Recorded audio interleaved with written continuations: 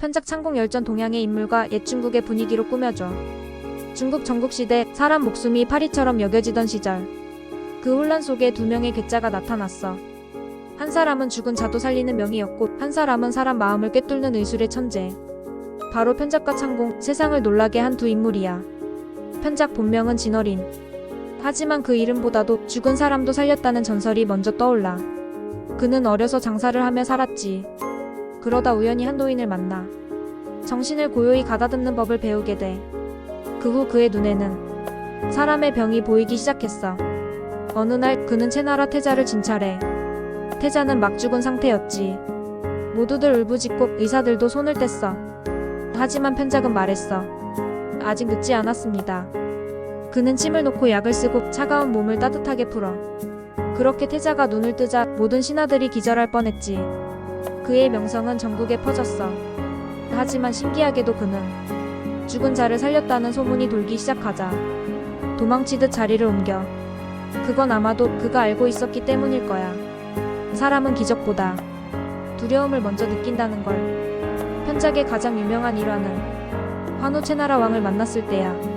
처음 만났을 땐 그의 얼굴을 보고 말하지. 폐와 피부에 병이 시작됐습니다. 왕은 웃으며 무시해. 며칠 뒤 다시 찾아가. 병이 근육까지 번졌습니다. 하지만 또 거절당하지. 마지막엔 이제 뼛속까지 갔습니다. 제 손으로는 고칠 수 없습니다. 왕은 그제야 불러보려 했지만 편작은 이미 도망쳤어.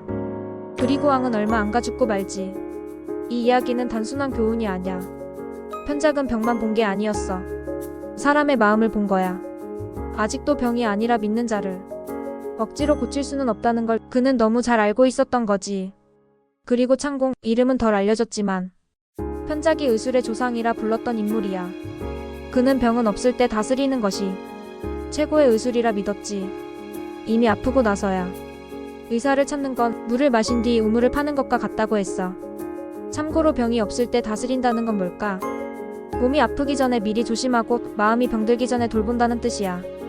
이 말은 단순한 건강관리 이상이야. 창공은 이를 최고의 의술, 즉 상공지수라 불렀지. 진짜 명의는 병을 낫게 하는 사람이 아니라 병이 생기지 않도록 막는 사람이라는 거야. 예를 들어보자. 사람이 스트레스를 계속 쌓고 잠을 못 자고 나쁜 음식을 먹어도 처음엔 겉으론 멀쩡해 보여. 하지만 그게 쌓이면 결국 큰 병이 되지. 이때 병이 나고 나서 약을 쓰는 건 사실 그때 가서 허둥대는 것에 불과해. 그렇기 때문에 창공은 말했어. 병이 생기기 전에 다스리는 것이 의술의 극치다. 이는 단지 건강검진이나 운동을 하라는 말이 아니야.